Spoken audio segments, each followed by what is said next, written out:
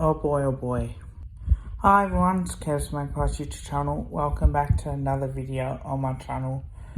And in today's video, I will be reviewing our round 1 loss against the Sydney Swans. So if you are a return Kev's Magpies, welcome, like, comment, share. If you are new to the channel, like, comment, share and subscribe. Now, unfortunately, we went down, believe it or not, on Friday night, which is our first defeat at the MCG since 2021 against an interstate team. That interstate team was Port Adelaide. And believe it or not, we've had a very good record at the MCG against an interstate team. We've won most of it. We only lost just the one.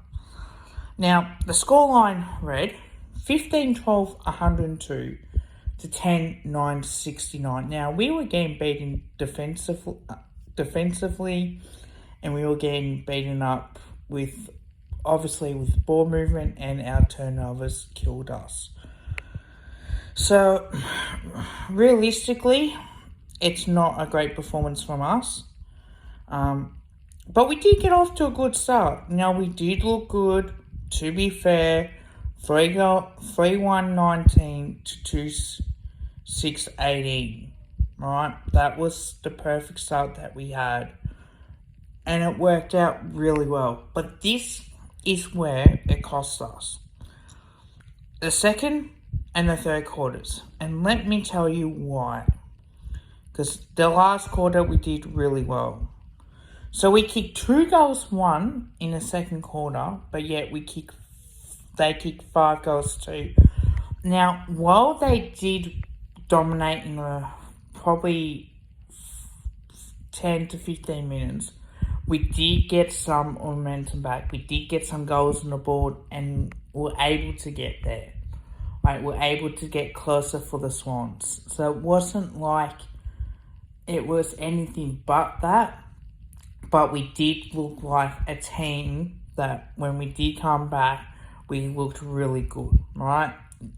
That's what it looked like. Credit to Sydney, they played really well. And I expected them to lose at the G, and we lose to them at the SCG. But in the third quarter, 1 goal 3 is very disappointing compared to 5 goals 2. In the last quarter, 3 goals 2 compared to 4 goals 4.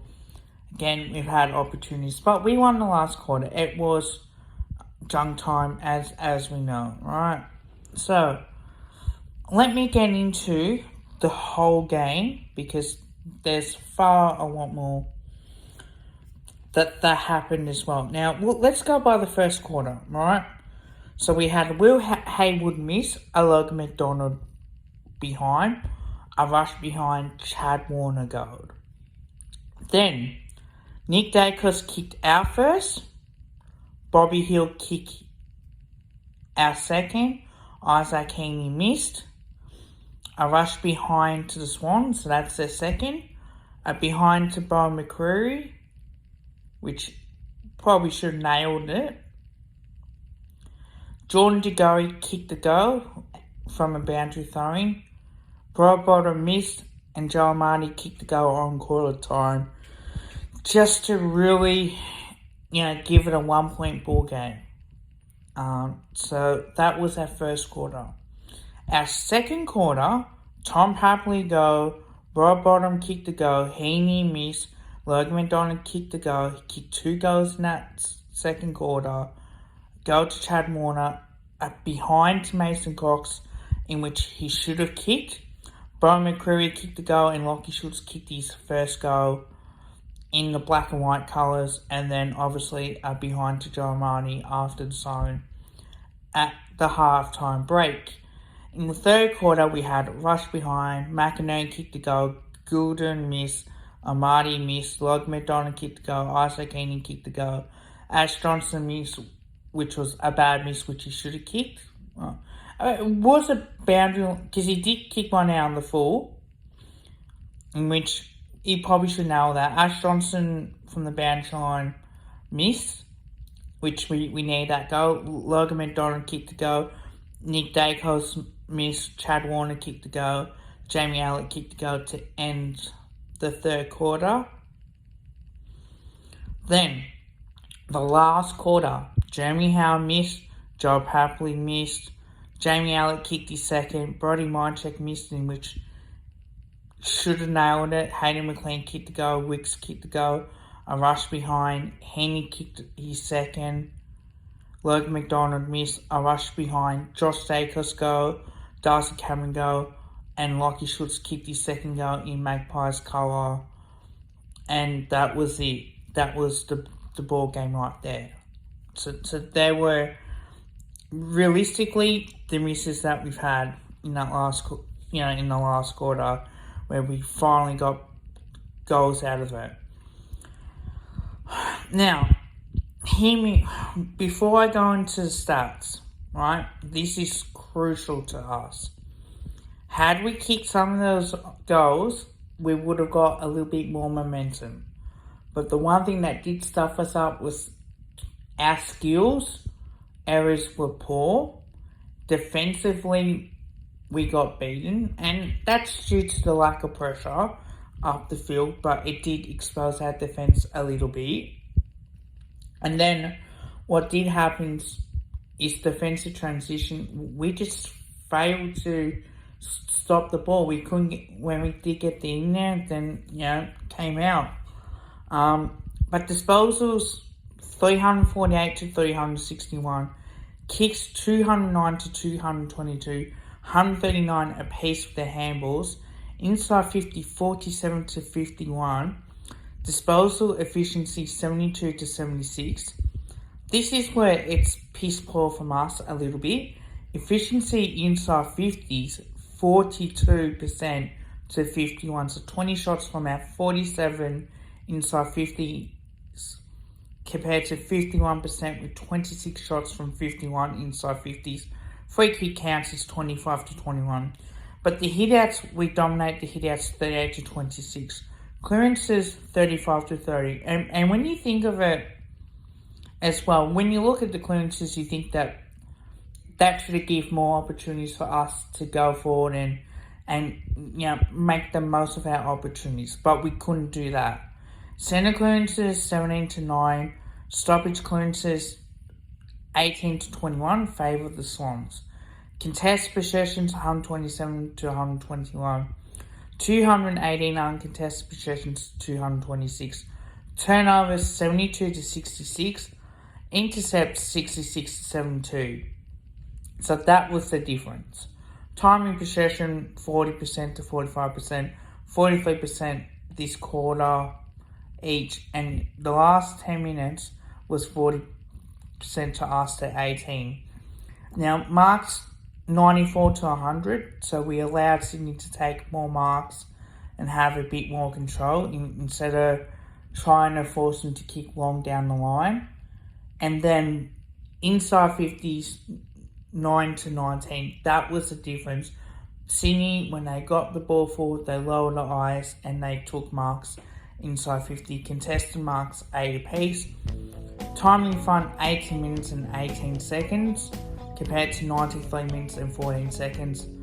Our last goal, obviously 31st minute mark for the last quarter compared to 15 minutes and 54 seconds for the Swans. 8 points was our biggest lead compared to 52, so we got it down to 33 points in a way that was good. 3 rush behinds compared to 2, but we missed 4 to the left, hit the post once, kicked 10 for the big sticks, 1 to the right, and we also kicked 1 out the full as well. Tackles, we got dominated there, 51 to us to 72. Tackles in the 450, 12 to 15. General bounces 4 to 5, 1%ers 41 to 56%, and interchanges 67 to 70 as well. Now, while I'm a bit disappointed in that, there were some positives that come out of that game as well. And let me say, Nick Dacos, he had 37 disposals for Collingwood, 1 goal, 1. He really puts on a brave effort as well. Brady Maynard had 22. Yeah, at times. Yeah, he certainly did try as well. Jordan De Goey had 20 disposals and a goal. Still produced. Cameron had 17 disposals, 1 goal straight, 20 hit-outs. That was really good. Penboy had 26 disposals, so he was at his best. Brian McCreary had 8 tackles with his 9 disposals, 1 goal, 1, so he continues to play well. Darcy got beaten a little bit, but still had his 8 marks as well with his 16 disposals. Howe kicked the point, had 14 disposals as well. It was a tough night as well. Will Hoskinelli had 19 disposals. Jamie Allett kicked 2 goals from his 11 disposals. Lipinski had 18, 16 Quainer as well. Mason Cox, 12 disposals, 18 hit-outs and a 1 behind, which he probably should have kicked as well.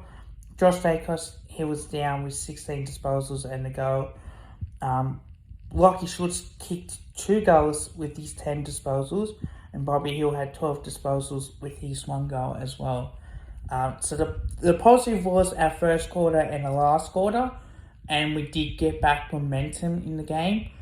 But the negatives were our skills, our defensive transition, we got beaten badly. Realistically as well, our second and third quarter was poor in the way that we did handle it. We did dominate in that first quarter, and we took the most of our opportunities. But again, the way that we conceded goals, which was poor as well. So, is there a premiership hangover? Again, I want to wait, because I don't think it is. Right? I know that Fly had said that he was disappointed. Ash Johnson was poor.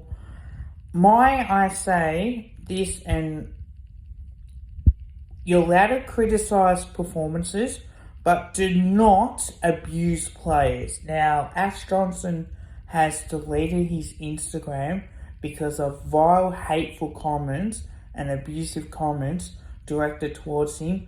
Nobody deserves to have that. So can I just say for everybody out there, criticize your team performances, doesn't matter who you are, but know when to draw that line and not hating people as well.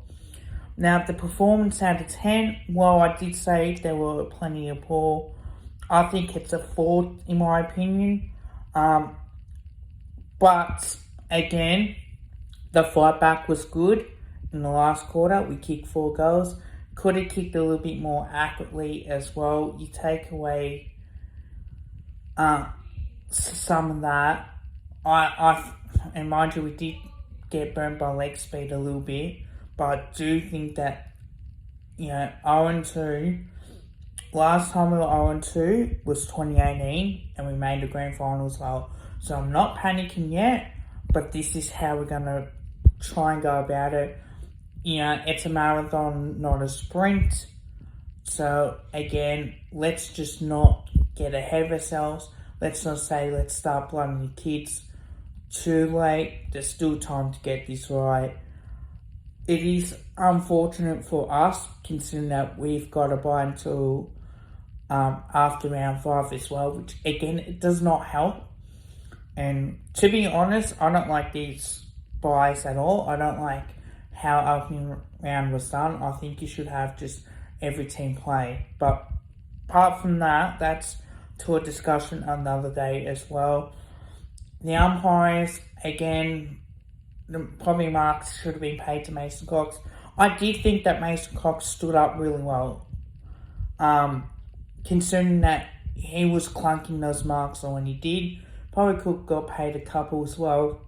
I have noticed that they paid certain marks on the Thursday night game to current forwards, but yet they did not pay any this week. So it is a bit disappointing as well. I am hurting. Don't worry. Do you want to do the review yesterday? I just wanted to calm down a little bit. And obviously I was surrounded by other Collingwood supporters that cheer me up as well. But, I'll be fine. Look, it is disappointing. It's football. But it is a long season. Don't forget too, Carlton were going to sack their coach. The fans wanted their coach to be sacked after a disappointing first half, and look what happened. They made a brilliant final. So anything can happen. I'm not panicking just yet. But, thank you to Scoots last night. Thank you for getting me on, mate. I really do appreciate it, especially the way I was feeling. And also thank you for your help with my Supercoach team. A lot of respect that comes out of it. I'd rather have people that help me. The way I do Supercoach is I don't like to try and get spend big. Wanted to try and even out so I have a few hundred, like 100,000 or something left. But no, look, I appreciate it. Not being cocky whatsoever. Look, I do think we'll be top of the ladder, to be fair. And, we're not going to play finals if we keep playing like this for the next 6 weeks or so. But until next time, bye for now.